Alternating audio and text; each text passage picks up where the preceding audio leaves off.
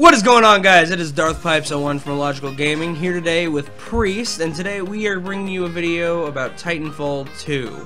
Now, this video is coming out a little late, and we do apologize for it. We've had a little bit of delay, you know, real life work, that kind of thing, but we are back now, and that is all that matters. Priest, would you like to say something? Yeah, we're here today going to go over some basic stuff like the campaign, talk about the full game, what all's changed since the beta, that we've noticed anyways, as well as some ways to keep competitive and multiplayer that we are seeing, like kind of patterns and things. So as you can see by the footage right now, this is actually a voiceover. Our first voiceover, so hopefully it goes well. Yeah. So we'll basically just be laying out some highlights for you guys, just kind of showing off the game and just some really awesome moments, maybe some not so awesome moments. The first thing I would like to touch on, obviously the game is beautiful. It is. It did end up really good, visually anyways. The game came out, it looks a lot like the beta looked, but, you know, of course it's not a beta, it is the full version. And so there's a lot more maps, a lot more pretty stuff to see. The visual effects are about the same. They didn't change a whole lot since the beta, it's just that there's more to see. I completely agree. I mean, and just for console, anyway, I will say, just as a disclaimer, all the footage you are seeing is actually from the Xbox One, not PC. I am a console peasant. We have touched on this many a time here at Illogical Gaming. But, yeah, just overall, the feel, the look, hell, it even has a decent frame rate for being a console game, you know, running as much as it is. If it's even running a whole lot, I wouldn't know. I'm not that smart, but honestly, just for sheer, just gorgeous factor, the game looks great. It plays great too. What I always tell everybody is that when you compare this to that of Call of Duty Infinite Warfare or Call of Duty Black Ops 3 with like the parkour and the wall running and such like that, it feels like the great value version of Titanfall. Like it's literally the off-brand Titanfall. I don't know. What do you think when compared to? And that is kind of our opinion. It looks a lot to us like Call of Duty sort of just took Titanfall's like movement mechanics, such like jumping around and running across walls and stuff like that, and they sort of just duplicated it and then threw a sort of Destiny-esque skin on the cover of everything with updated guns that aren't actually really updated. They just have new sounds and new looks. It's basically the same guns. Nothing's really changed for Call of Duty. They're just kind of pumping out a game every year as they can, stealing what they can from who they can. You gotta make that money. With Call of Duty games. But what do you think about yeah, Call of Duty rant over. Yeah, Call of Duty rant coming to an end there. But what do you think about, we've got all these very interesting guns, like this one you're seeing right now. We're gonna throw it up for you guys. It's a kind of, well, it is a shotgun. It doesn't look like a shotgun. When you first use it, it doesn't really feel like a shotgun. It's got more range, and it's really something that you can just jump into a building and start murdering people with. What do you think about that? Oh, no, I completely agree. The spread on it is insane. Now, it has a horizontal spread, as you will see from the video footage. It is, if you know how to use it, let me clarify, the footage is of me using it for the very first time, and I never used it again. But if you know how to use it, you understand how the gun works, or really how any gun works in this game, you can be an effectively devastating pilot. It is insane how much effort went into making these guns feel balanced but fun at the same time. You know, some people will shout OP, OP, but it's really not. There's really no such thing as overpowered in Titanfall, except with maybe some of the Titans. Legion. It's alright, I pilot Legion, I can say it. But, really, it's not so much that it's OP, they did their best to balance everything, but at the same time, they left that fun factor, too. So yeah, some of the stuff can be a little bit overpowered, but really, if you can tie your abilities into your weapons and just kind of, you know, play that kind of style, like you'll see in the footage, we try to do some phasing in and out of reality. It's one of the special abilities in the game, and ambushing people with the shotgun. You know, it's that kind of stuff that makes Titanfall feel different from Call of Duty or Destiny or, you know, something like that. Whereas they, yes, do have super moves, you can't really tie them into your normal gameplay. You kind of know what I'm saying here. Yeah, you have all this different stuff you can do, and you can develop your own sort of style.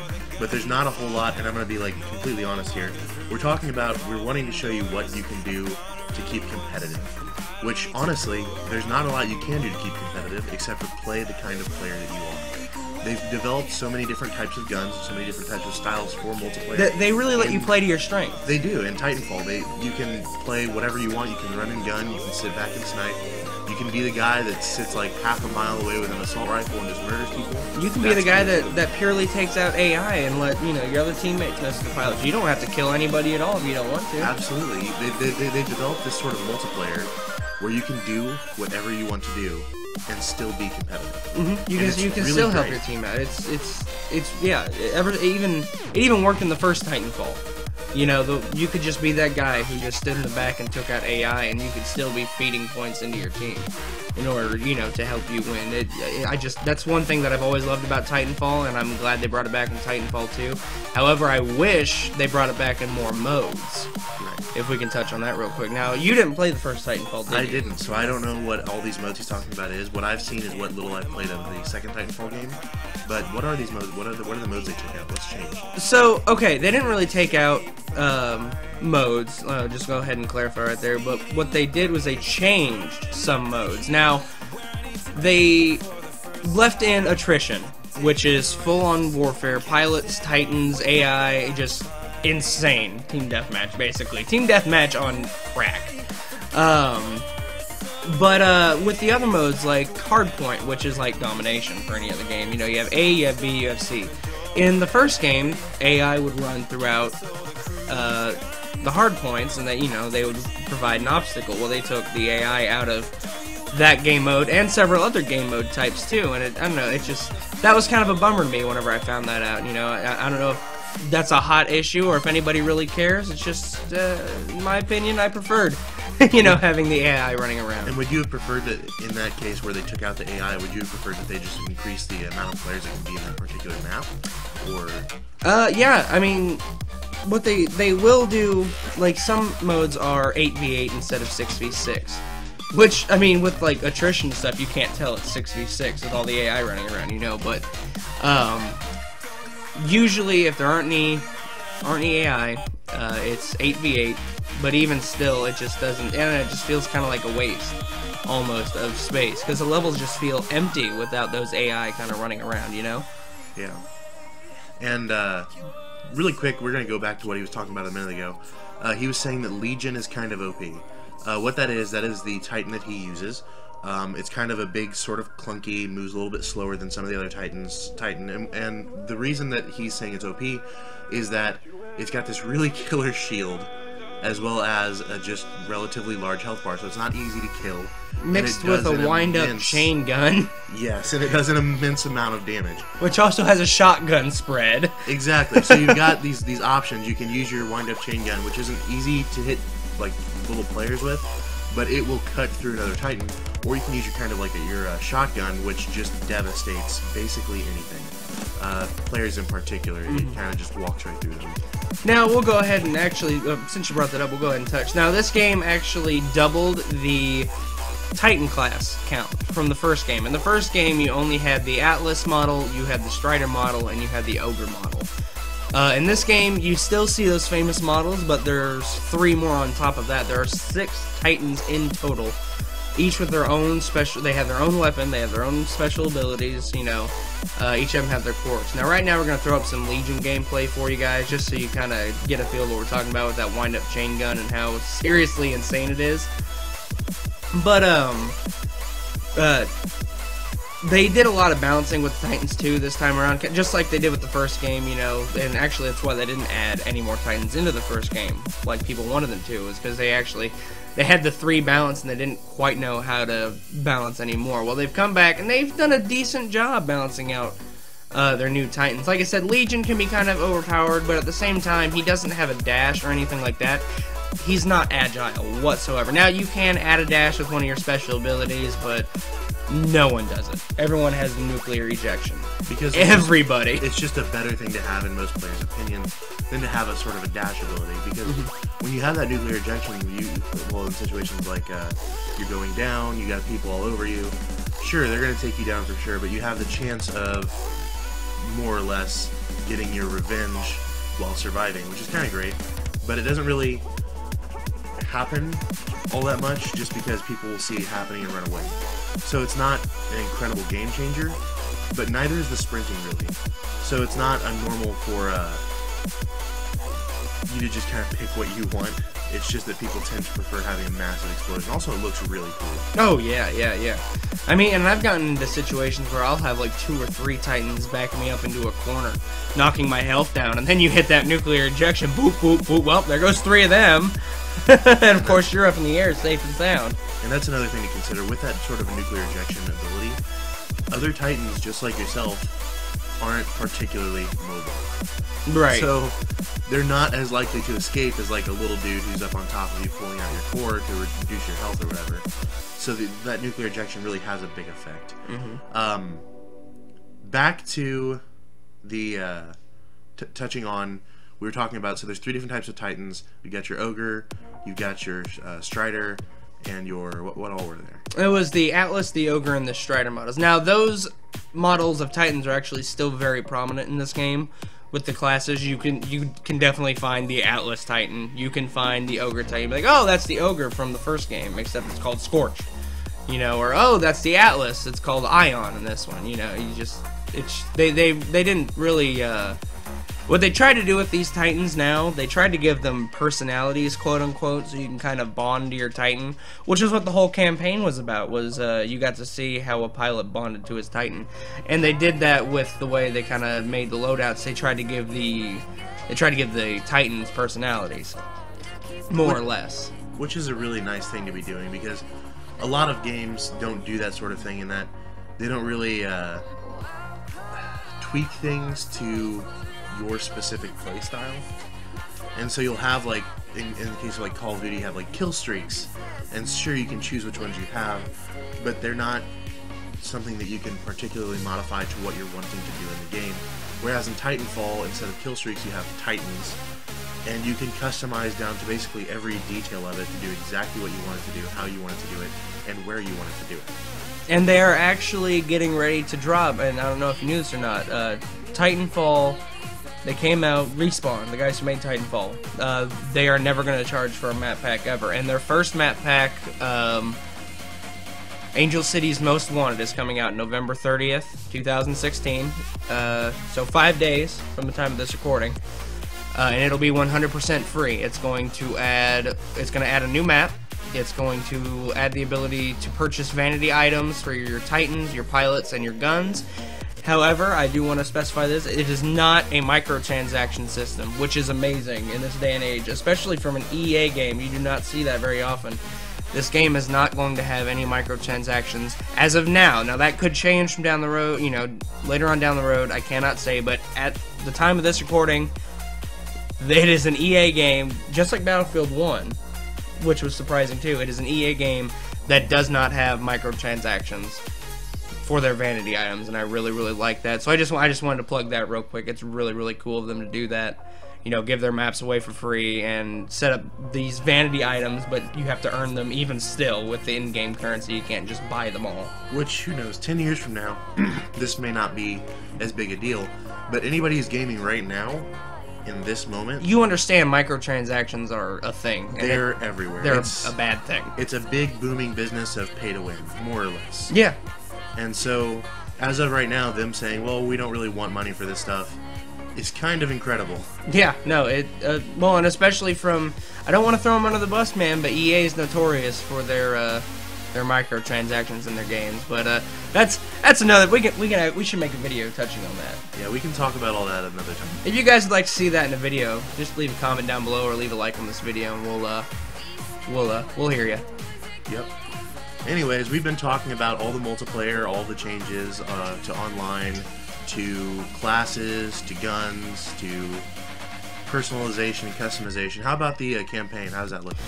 Campaign, at first, I wasn't really drawn into it. It just kind of seemed, like your typical shooter with some parkour mechanics, which, I mean, to its very core, that's what it is. Right. But at the same time, the environments, and actually the story, it kind of gets better as you progress too, but the environments, some of the environments, man, are really, really cool. And I actually, as I play, I found myself actually growing attached to my Titan. In the very, very beginning, the pilot, there was a pilot, and he was training you to become a pilot, but you weren't quite there yet. Well, spoiler alert, skip 2 seconds ahead if you don't want to listen. He dies. Go figure. And you take over his Titan, and as the story goes on, you actually bond and become friends with this giant robot named BT. Cool. And you really, you know, it's kind of unique in that way, because when's the last time you befriended a giant robot in a video game? Go back to what was that movie, Steel or something like that? Yeah, there you go. Real Steel, I think is what it was, something like that. Yeah, there you go. Real Steel with what's his name? Hugh Jackman. Wolverine. There you go. Hugh Jackman. Yeah.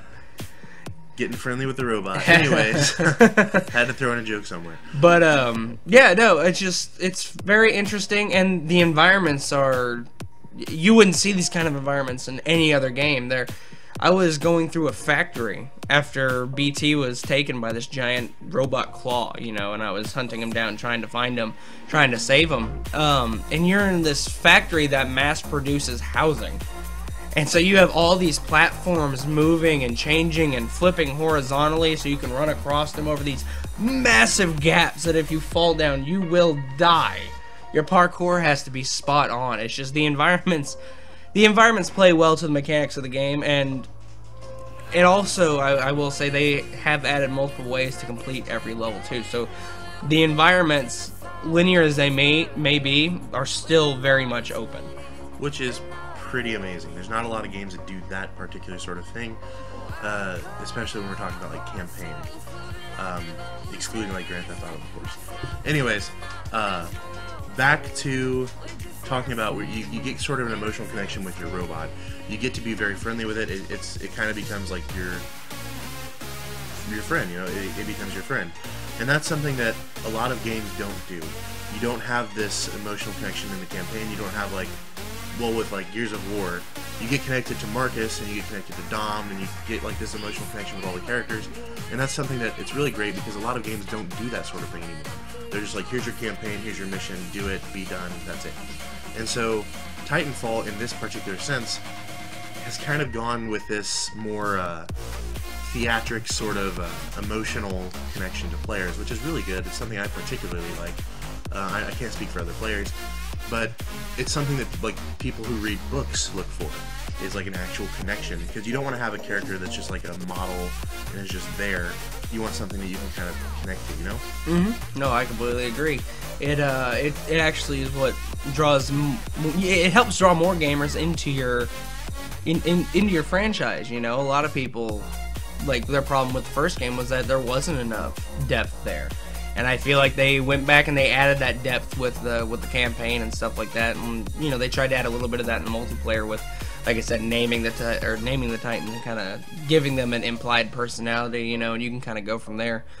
Yeah, I know a couple people who have actually given their Titans backstories, you know, just based off the customization. You know, they can make, yeah, it's a Legion class Titan, but it's you know what I mean? This is my Titan and this is his story, you know, that kind of thing. Like how he and his Titan met. It was actually pretty cool to read.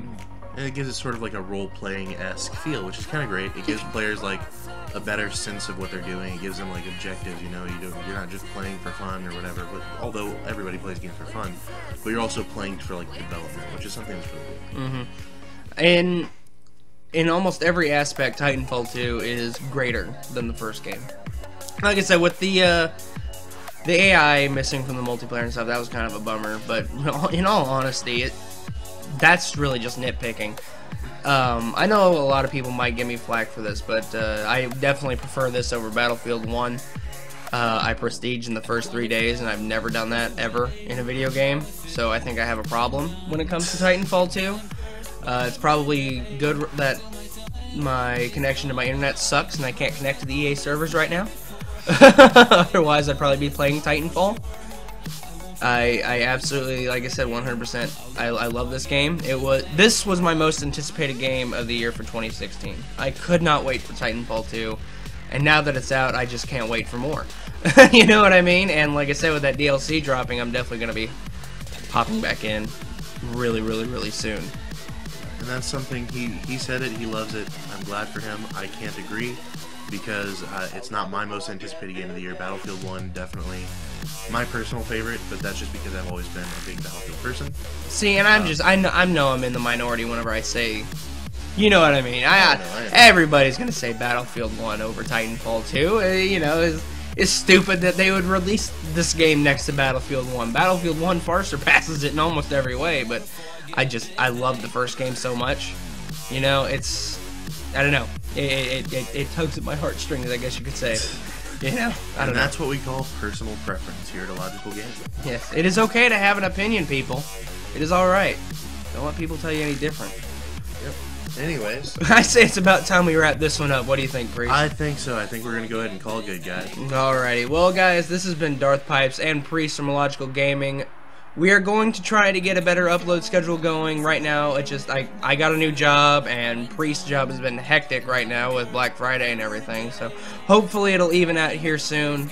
So hopefully, fingers crossed, be expecting more regular uploads. More content for you guys. That's right. Throw us a like, subscribe, like our Facebook page, Illogical Gaming, check our Twitter account, at IGPriest. We'll link it all in the description. Yep, and we will see you all next time.